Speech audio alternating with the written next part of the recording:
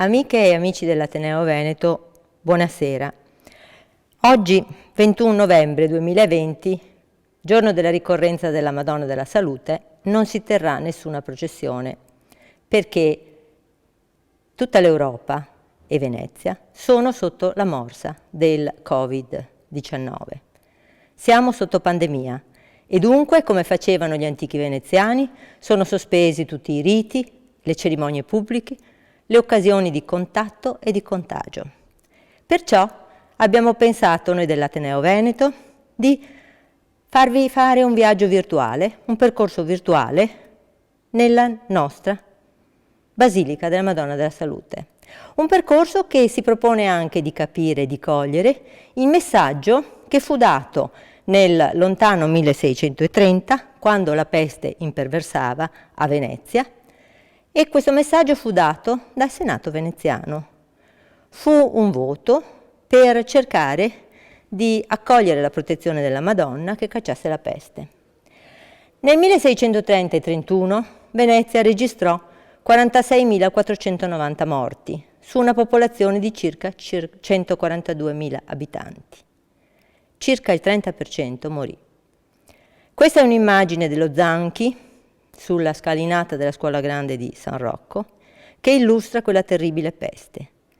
Vedete, il problema primo da affrontare fu la rimozione dei tantissimi cadaveri che venivano buttati giù dai ponti, raccolti dai monatti e allontanati come pericoloso focolaio di infezione. Ma mentre lo scenario diventava tragico, ecco che il Senato veneziano, il 22 ottobre 1630, con 106 voti favorevoli, 5 non sinceri, cioè astenuti, così erano chiamati i voti astenuti, non sinceri, decide di dedicare a Santa Maria della Salute una chiesa che dovrà essere magnifica e con pompa della devozione nostra.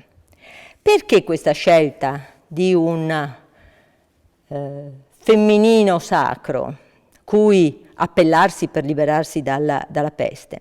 Perché Venezia è nata il 25 marzo del 421, giorno dell'Annunciazione. Non solo, ma è rimasta sempre vergine nella fede e nel dominio. Vi è quindi un'identificazione di Venezia con la salute. Baldassare Longhena, artista ed architetto di fama, presenta il suo progetto. Scrivendo: ho formato una chiesa in forma di rotonda, opera di invenzione nuova, essendo in forma di corona per essere dedicata a essa vergine. E in effetti questo progetto è veramente ambizioso, è veramente monumentale. Nel giugno 1631 il Senato infatti approva questo disegno mirabile di Longhena e decide che sia eseguita la chiesa, la basilica, alla punta della dogana, perché deve ispiccare eccellentemente la rotonda nell'apertura del sito da tutti i lati scoperta. E quale sito è più visibile, certo, della punta della dogana, fra il canale della Giudecca e il Canal Grande? E la basilica deve essere godibile sin di molto lungi, tale insomma da riuscire di vantaggio non picciolo alla maestà del luogo, all'ornamento della città, alle benedizioni di tutti.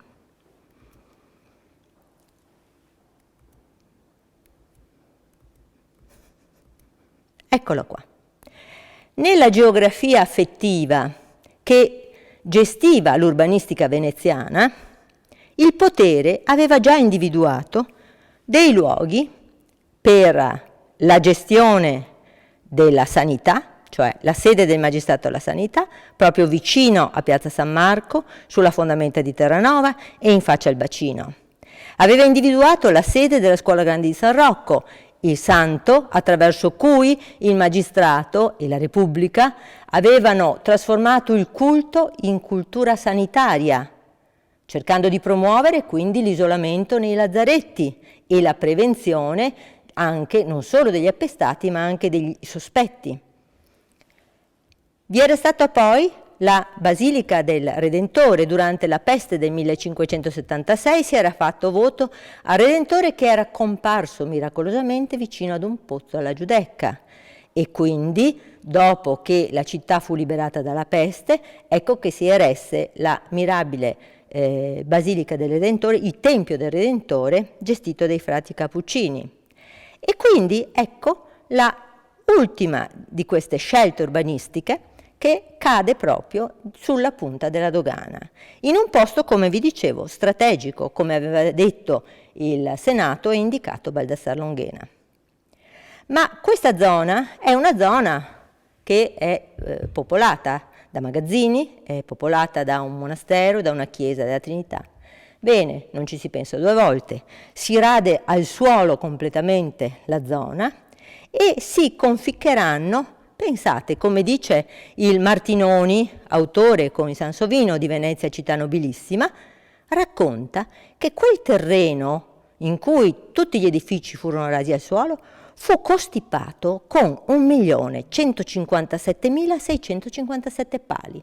Sì, perché a Venezia il terreno non è affidabile e quindi, soprattutto in quella posizione dove passavano il Canal Grande e da un lato e il Canale della Giudecca dall'altro, quel terreno sarebbe stato eroso, portato via dall'acqua, dall'Adriatico quando entrava con piene maree o quando era infuriato dagli elementi.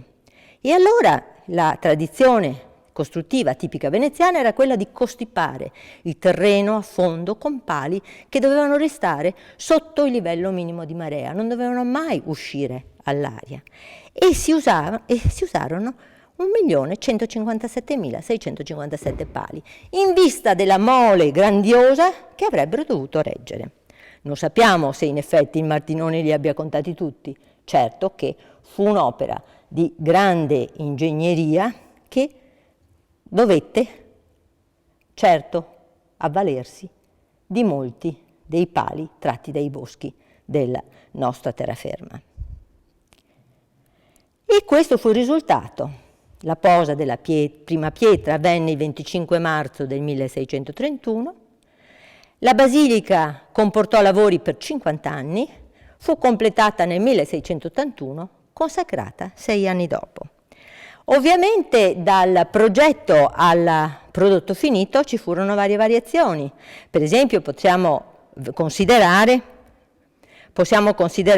a sinistra il disegno di Longhena e a destra come sia molto più ridondante l'esecuzione, per esempio di statue e di elementi che pur appesantendo volumetricamente la facciata e tutti i lati di questa architettura a pianta centrale, però in realtà quando la vediamo sembrano alleggerire ulteriormente la volumetria.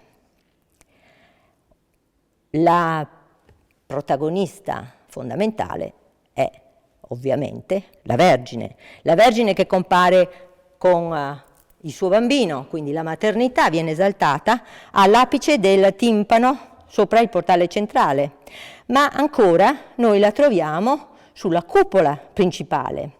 Eppure il Longhena aveva deciso che sulla cupola ci dovessero essere delle frecce, simbolo delle pestilenze, simbolo dei mali con i quali la divinità colpisce gli uomini. Invece si preferì mettere la Madonna, questa volta non la maternità come sull'apice del timpano, ma una Madonna capitana da mar, che ha lo scettro in mano del capitano da mar. E questa è una scelta simbolica, proprio perché è lì, in mezzo all'acqua, in mezzo alle due arterie di comunicazione di Venezia, di una Venezia che i mari ha voluto sempre conquistarli. Ma soprattutto, se la Madonna è all'apice della cupola principale, nella cupola secondaria, qui dietro, ecco che vediamo San Marco che tiene il timone. E quindi è completata questa simbologia della basilica come grande vascello pilotato dal potere della Repubblica sui mari. Ma vi sono anche molte altre statue in cui trionfa il femminino. Venezia, quando sceglie di dedicare alla Madonna questa grande basilica, sceglie di celebrare il sacro femminino. E in tutte le statue esterne, ecco che trionfa con preponderanza la presenza del femminile, addirittura in nudità integrale come in questa. Ma andiamo all'interno e vediamo che il discorso si fa più complesso. Si articola il motivo del voto fatto alla Madonna e ce l'abbiamo, questo discorso, ben appalesato dall'arte di Giusto Le Cour.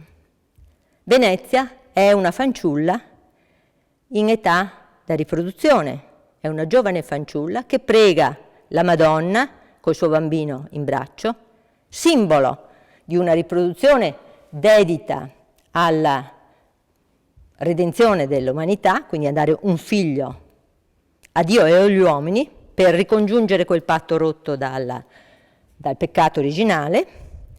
E in questa preghiera ecco che si appalesa anche quella che è la richiesta sulla destra del gruppo marmoreo. C'è un putto, un angelo, che sta cacciando una vecchia, macilenta, lacera, brutta. È la morte. È la morte, ma riprende una iconografia tipica dell'epoca della caccia alle streghe, della strega, della levatrice infida che sacrificava o offriva al diavolo i neonati.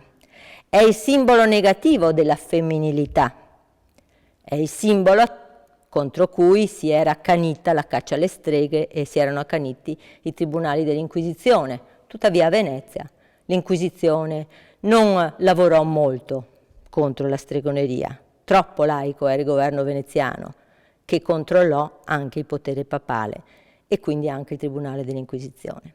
Ma in questo gruppo marmoreo ecco che noi abbiamo tutto il senso del messaggio e del voto che la Repubblica fa alla Madonna perché si adoperi per liberare la città dalla peste, con una simbologia tutta nuova che pone al centro del culto il femminino. Ecco i particolari.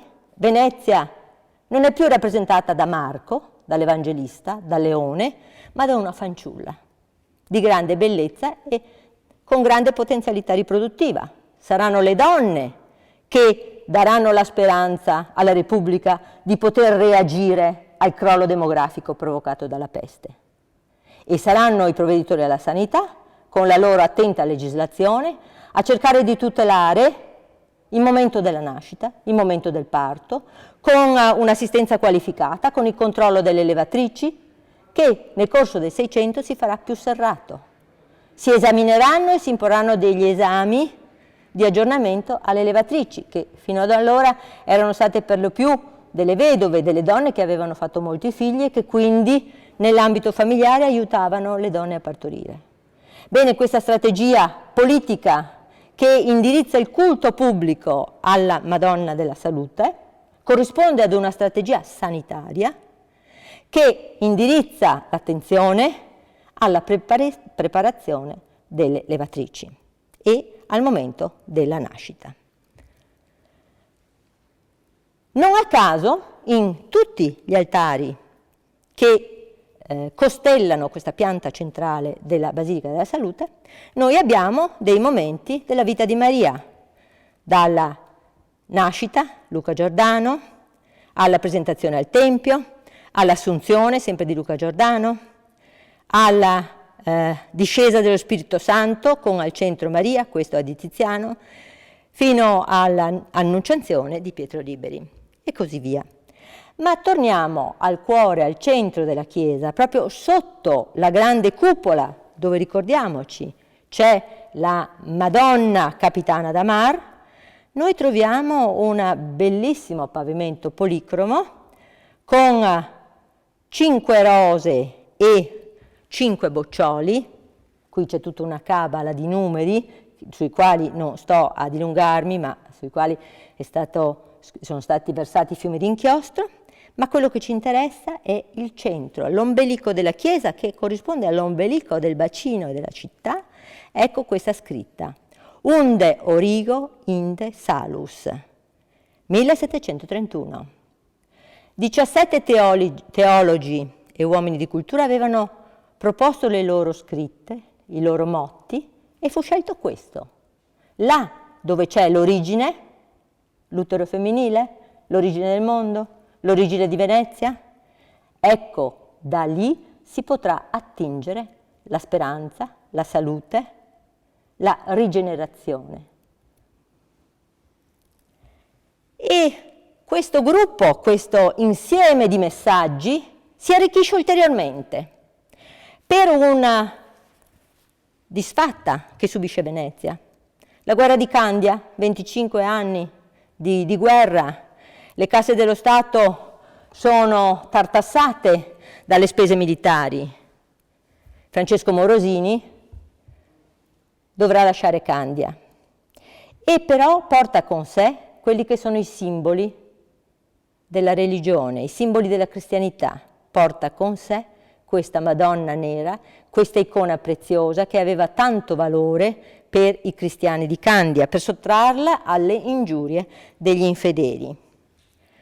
Questa Madonna, detta anche Mesopanditissa o mediatrice di pace, aveva un valore simbolico perché era stata veramente una mediatrice. Davanti a lei Candioti e Veneziani nel 1264 avevano siglato una pace dopo decenni di contrasti, ma la leggenda narrava anche che era stato l'Evangelista Luca a dipingerla e a donarla al vescovo di Candia, Tito, primo vescovo di Candia. In realtà l'icona è del XIII secolo, ma l'icona fu trasportata e fu collocata nel cuore dell'altare centrale, sotto il gruppo marmoreo di Giusto Le Cour, proprio il 21 novembre del 1670. E da allora la festa della salute coincise col 21 novembre 1670. Scelta intelligente, perché in realtà quel patto che il Senato aveva stretto con la Madonna, facendole voto: se ci liberi dalla peste ti dedichiamo una basilica sontuosa, unica nell'ombelico della città. Quel patto si trasforma in un'alleanza. I veneziani che hanno salvato l'icona della Madonna nera diventano i tutori della cristianità nell'Oriente, davanti a tutti gli infedeli. È questo un patto che viene sancito proprio nella identificazione del giorno della festa con il giorno della collocazione di questa Madonna. E tutte queste operazioni di culto, ma anche e soprattutto di cultura, i veneziani avevano l'intelligenza di trasformare i culti in cultura della civiltà anfibia, in cultura della Repubblica di Venezia. E in questa cultura l'introduzione della Madonna e di un Olimpo femminile, come avevamo visto nel gruppo di Le Cour, nella Mesopanditissa, sono veramente dirompenti, sono una rivoluzione copernicana nell'iconografia. Ricordiamoci che, ad esempio, proprio nella Sagrestia della Salute c'è questa pala portata da Santo Spirito di Tiziano e al centro non c'è una fanciulla che rappresenta Venezia, ma San Marco, l'Evangelista.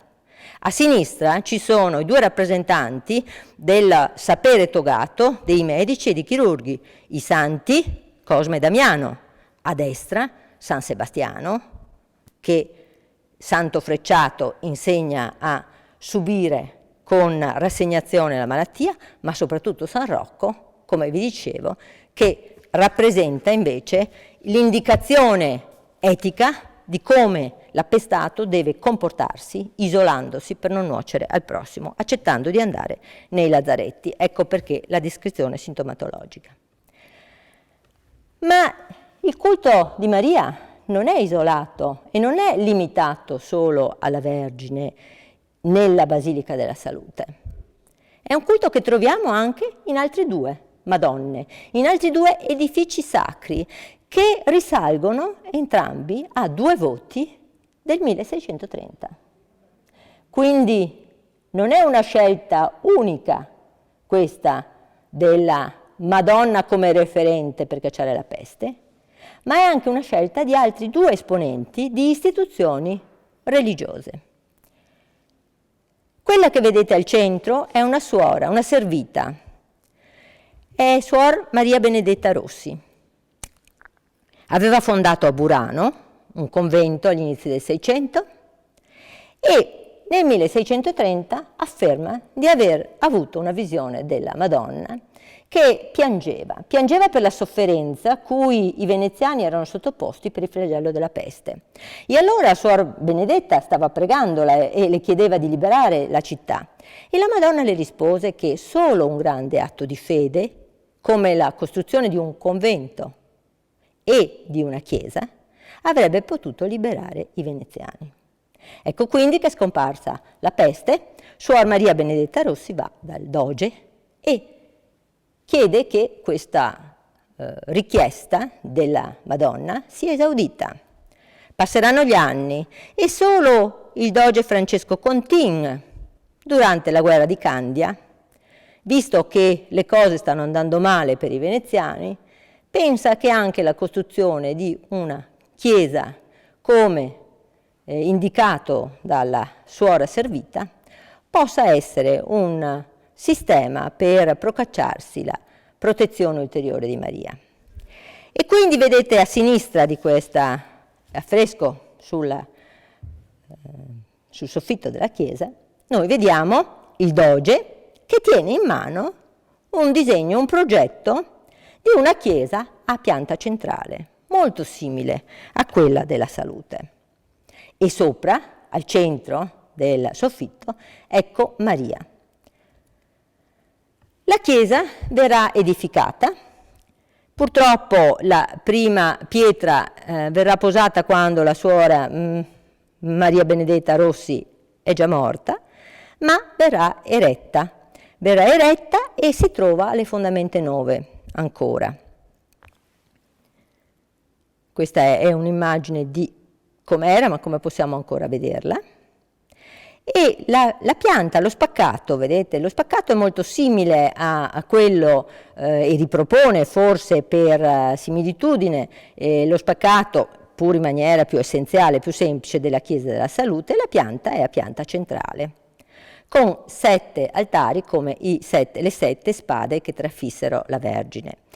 Per questa centralità, per queste affinità, per molto tempo il progetto di questa chiesa fu attribuito a Baldassar Longhena. In realtà è invece di Francesco Contin.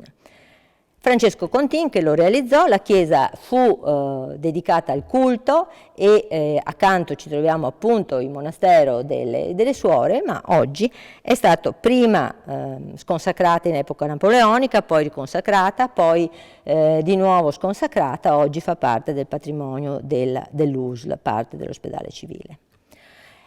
La scelta della chiesa sulle fondamenta nuove, dedicata per voto alla Madonna, fu una scelta ancora una volta che corrispose alla volontà politica. Suor Maria Benedetta Rossi voleva che la sua chiesa e il suo monastero fossero eretti alla Salute. Non aveva torto, aveva scelto il top. Invece il doge Molin la pose alle fondamenta nuove, in quella zona della laguna nord, che venne a corrispondere anche in maniera simmetrica e opposta ad un'altra zona della laguna sud, in cui c'era un'isola, un'antica isola con un'antica chiesa di San Clemente. E su questa isola si pone l'attenzione di un religioso, teologo, vicario generale del patriarcato, uomo non da poco, un giurista, e di nome faceva Francesco Lazzaroni. Diventò anche parroco di Sant'Angelo, della chiesa di Sant'Angelo. Durante la peste del 1630 il Lazzaroni fa un voto alla Madonna. Se mi lasci vivere, se potrò sopravvivere, verrò in processione al tuo santuario di Loreto. Però, passata la peste, il parroco sopravvive, ma sopravvive alla peste ma non agli acciacchi della vecchiaia, per cui non può andare in processione e quindi pensa di convertire il voto in un impegno a costruire una casa della Madonna, come quella di Spoleto. Però le chiese veneziane non hanno spazio, non vogliono che all'interno venga costruito questo facsimile della casa della Madonna di Spoleto.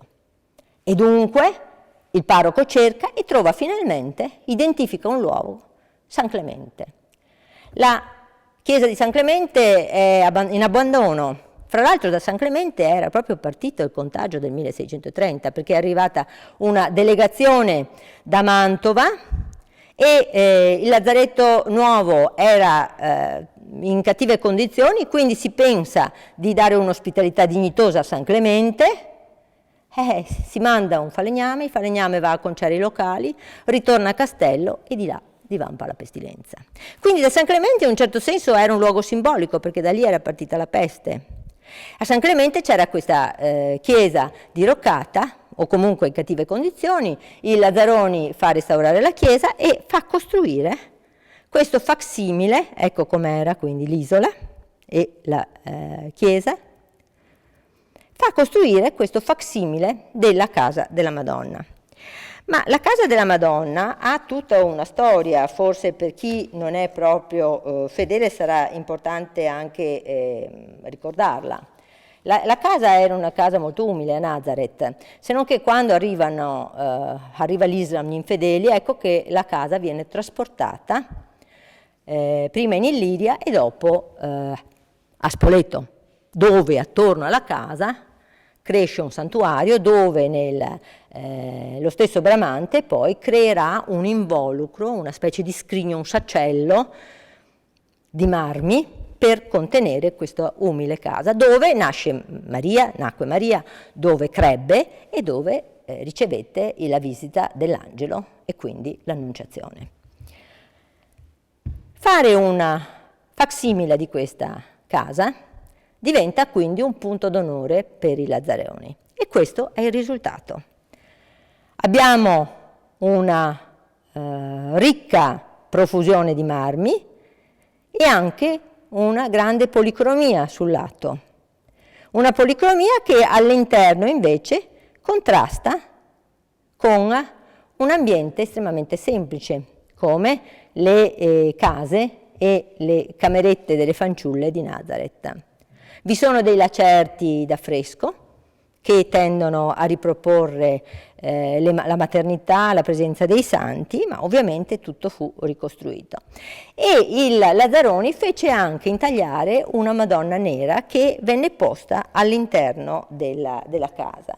E quando si inaugurò questa casa e si riaprì al culto la chiesa in occasione appunto di questo trasporto della Madonna, i cronisti raccontano che il bacino frulicava talmente di barche che si poteva andare a piedi da San Marco fino a San Clemente.